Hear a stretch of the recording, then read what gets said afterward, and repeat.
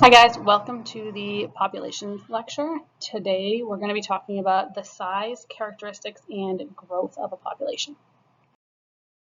Here's the vocab and objective. So this week you're going to explain how biotic and abiotic factors impact the carrying capacity in a population. And you're going to use data sets, simulations, graphs, and calculate the changes in population size given a situation. You're going to include birth rate, death rate, immigration, emigration, and figure all that out. Here's the 10 vocab words that you wrote in your notebook last Friday. And we're going to start lecture. Remember, you're writing on one side of your notebook, and then you're going to do the drawings on the other side of your notebook. Okay, so let's start with the characteristics of a population. What makes something a population? So the first one is its geographic range. So where exactly is the population that we're talking about? Second one is the growth rate. So how does the population grow, right? Does it grow fast? Does it grow slow? What are we looking at? And how is the population changing?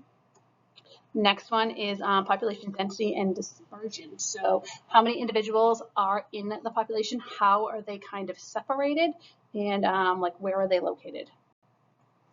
And then lastly, age structure. What's the age of the population down to gender and specific age groups?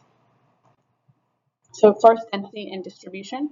So you should have something like these drawings here, not the pictures at the top necessarily, but the graphics at the bottom, the diagrams at the bottom, those are what you need. You need to know which one is which. So density and distribution is the distribution of a population, how it's spaced out across an area.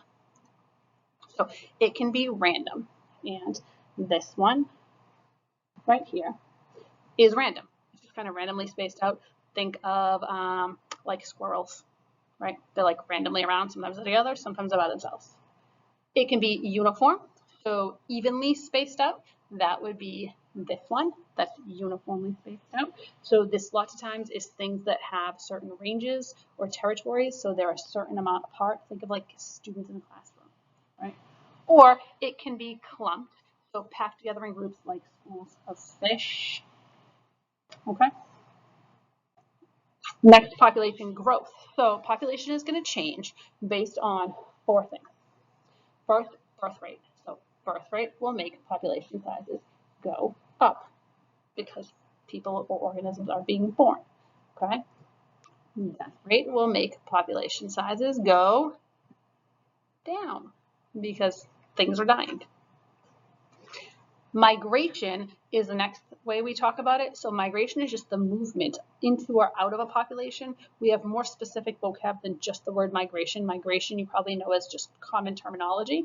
The science word for it, we have immigration, which is movement of individuals into. So immigration with an I, into with an I.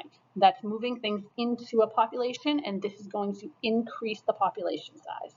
And then we have emigration with an E, and I want you to think of exit with an E, that's moving individuals out of a population. When you talk immigration or emigration, lots of times you have to mention like two things. Like you can say I immigrated, or I immigrated to our class, but I emigrated from somewhere else. Does that make sense? Like I have to emigrate from one place to immigrate to another place. I have to leave one place to enter another place, because if I'm not leaving someplace to get somewhere, where am I coming from? Then it would be like a birth or a death. Make sense?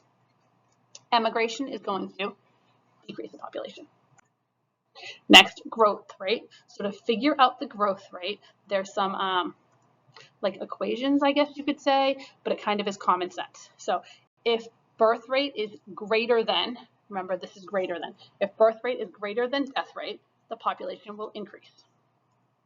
If birth rate is equal to death rate, your population will be stable.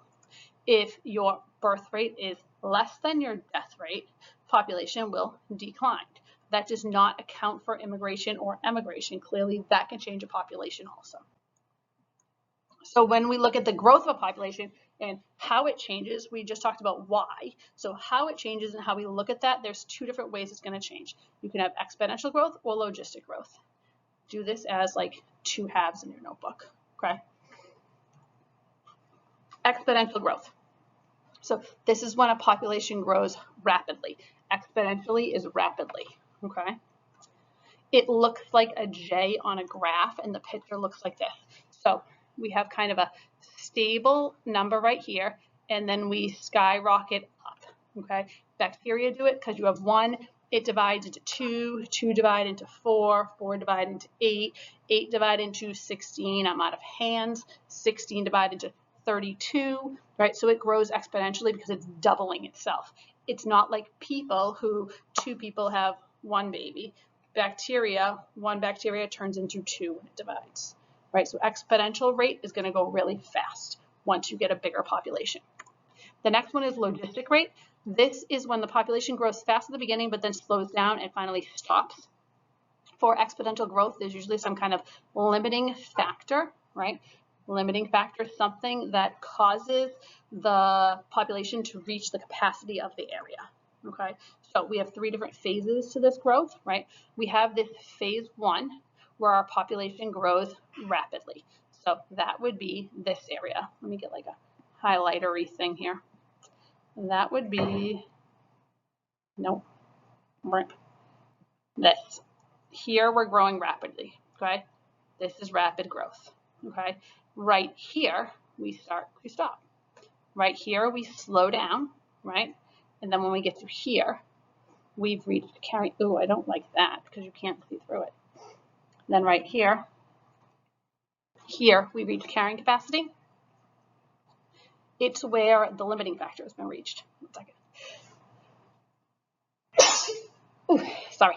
It's when the limiting factor has been reached. So something has stopped the population from getting bigger. It could be size, it could be food, it could be mates. Something is making it so like it's not able to sustain a higher population size. You should have these graphs drawn in your notebook. Okay, so carrying capacity, a little bit more on it. This is the largest number, and for carrying capacity, we're talking about this area here, maybe yellow. This area here is carrying capacity. Okay, it's when the largest number of individuals that an environment can support, the most that it can support comfortably. So first what happens is the population is going to go above carrying capacity. So a population ends up overshooting carrying capacity. You have too many individuals, right? When you have too many, a bunch die and you end up underneath it, okay? And then you end up a little bit over it and it kind of wiggles back and forth at carrying capacity. So when we go too high, many members die or starve, population size drops, goes below the carrying capacity. Then we're going to fluctuate or go back and forth above and below the carrying capacity. At carrying capacity, our death rate and our birth rate are pretty much equal. So growth kind of stops. Limits to growth. So what's going to stop this growth from occurring? So what's going to stop it is anything, well, limiting, so it's naturally limited. A limiting factor is what stops it. So our factors can include competitors, parasites or diseases, overcrowding, predation, and herbivory.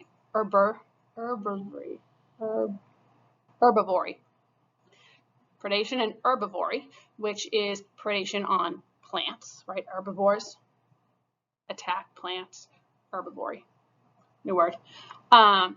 Weather, fires, all that can limit your growth.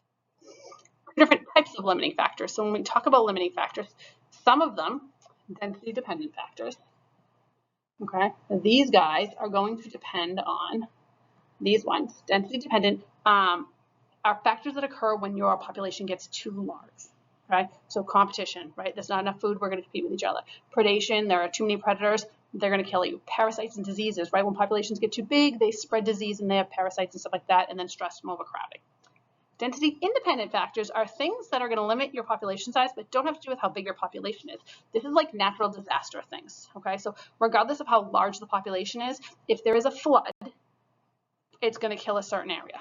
If there is a fire, it's going to kill a certain area. If there is a drought, a certain area dies. It doesn't necessarily matter if there's a whole lot or a whole little of organisms. Some more density dependent factors. So specifics about them: competition, populations become crowded, organisms compete with one another for water, space, sunlight, anything essential. For predation, populations in nature are controlled by this. The prey of plants is called herbivory. We said that earlier. As predator prey increase, as predator populations increase, they kill more prey.